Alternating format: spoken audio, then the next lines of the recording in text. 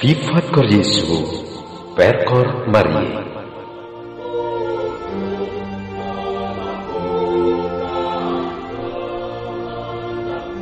Saudara-saudari yang terkasih pencinta resi dimanapun Anda berada, selamat berjumpa lagi dengan saya Romo Agustinus Rianto SCY dari komunitas SCY Palembang, Indonesia, dalam resi Renungan Singkat Dehonian Rabu 9 November 2020. Hari ini bersama seluruh gereja kita merayakan pesta pemberkatan Basilika Lateran. Permenungan kita diambil dari kutipan Injil Yohanes bab 2 ayat 13 sampai 22. Ketika hari raya Paskah orang Yahudi sudah dekat, Yesus berangkat ke Yerusalem. Dalam bait suci didapatinya pedagang-pedagang lembu, kambing domba dan merpati, dan penukar-penukar uang duduk di situ. Ia membuat cambuk dari tali, lalu mengusir mereka semua dari bait suci dengan semua kambing domba dan lembu mereka. Uang penukar-penukar dihamburkannya ke tanah, dan meja-meja mereka dibalikkannya. Kepada pedagang-pedagang merpati ia berkata, "Ambil semuanya ini dari sini. Jangan kamu membuat rumah Bapakku menjadi tempat berjualan." Maka teringatlah murid-muridnya bahwa ada tertulis, "Cinta untuk rumahmu menghanguskan aku."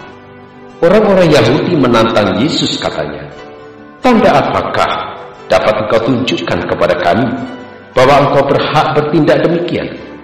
Jawab Yesus kepada mereka, "Rombak bait Allah ini, dan dalam 3 hari aku akan mendirikannya kembali."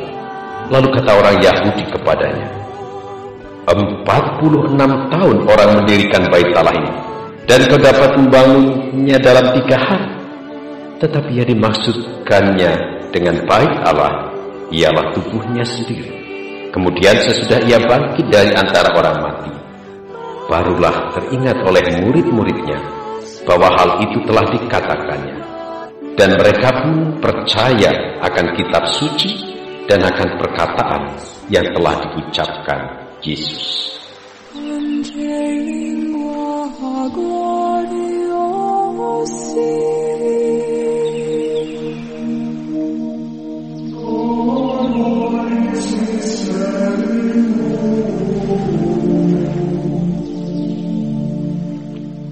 Saudara-saudariku pencinta resi yang terkasih, dalam teologi Perjanjian Lama, bait Allah merupakan simbol kehadiran Allah yang Maha Kudus, Maha Mulia, tempat perjumpaan antara Allah dengan manusia, sehingga manusia tidak dapat berlaku sembarangan terhadap bait Allah. Melalui Injil Yohanes ditegaskan dan diperjelas bahwa kemuliaan Allah dinyatakan dalam wujud manusia. Ia adalah Yesus, Sang Putra yang menjelma di dalam daging. Maka kalau Yesus marah dan membersihkan bait Allah, karena Yesus hendak mereformasi bait Allah yang sudah tercemar dan mengalami pergeseran fungsi. Yesus ingin mengembalikan fungsi asali bait Allah, yaitu sebagai tempat beribadah kepada Allah. Bait Allah bukanlah tempat berjualan, bahkan menjadi tempat berkembangnya kejahatan. Binatang dan suara orang hiruk-pikuk berjual beli telah menggantikan suara kebenaran yang harusnya terdengar oleh umat Allah.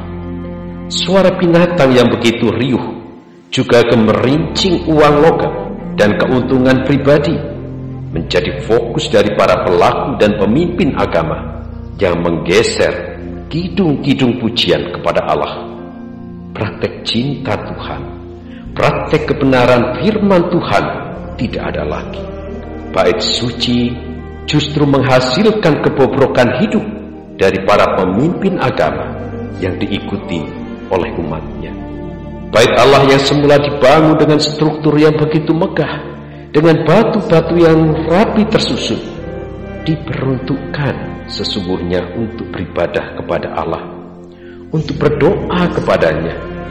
Namun saat dilihat oleh Yesus sudah berubah fungsi dan peruntukannya sudah bergeser, hari itu juga Dia mengambil cambuk dan membersihkan semua itu. Yesus Putra Allah hadir dalam bait-Nya yang kudus di tengah-tengah kebobrokan dosa manusia di bait Allah itu. Ia melangkah masuk dalam kekudusannya sebagai anak Allah. Itulah sebabnya Yesus berhak menyucikan bait-Nya sendiri, termasuk menyucikan kita semua, umat-Nya yang telah dijadikan bait suci Allah. Saudara-saudariku yang terkasih, ketika Yesus melangkah masuk ke dalam bait Allah itu, Ia tidak datang sebagai tamu, melainkan sebagai pemilik. Sebaliknya, ketika kita semua masuk ke dalam bait Allah, kita adalah tamu yang diundangnya. Sudah selayaknya kita bersimpuh sujud bersyukur dan menyembahnya di bait yang kudus. Bagaimana sikap kita selama ini ketika hendak datang beribadah kepada Tuhan? Sungguhkah kita datang dengan hati murni dan tergerak untuk bertemu dan beribadah pada Tuhan? Atau justru kita datang ke hadirat Tuhan dengan hati yang masih diliputi aneka dosa dan niat hati untuk mencari keuntungan diri sendiri melalui peribadatan kita? Untuk apakah kita pergi ke gereja? Untuk berdoa? Untuk mencari romo yang populer? Untuk mendengarkan lagu dari kor favorit? Atau kita mencari misa yang cepat selesai? Atau kita sungguh datang untuk bertemu Tuhan dan beribadah kepadanya? Gereja adalah umat Allah.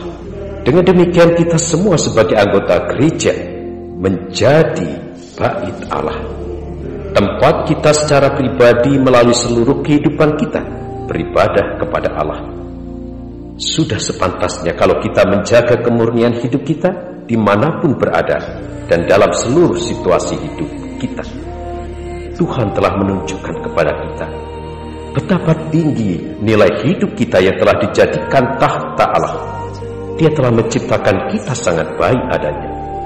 Patutlah bagi kita untuk senantiasa menjaga martabat hidup kita yang suci dan luhur, serta menghindari hal-hal yang merendahkan martabat hidup kita. Semoga kita tidak menyalahkan hidup kita dengan membiarkan kejahatan berkembang dalam diri kita. Sebaliknya, kita senantiasa menjaga kemurnian hidup kita, karena dalam diri kita masing-masing Allah bersemayam. Semoga pula kita mampu menjadikan seluruh kehidupan kita sebagai ibadah yang berkenan kepadanya. Tuhan menguduskan dan memberkati kita semua.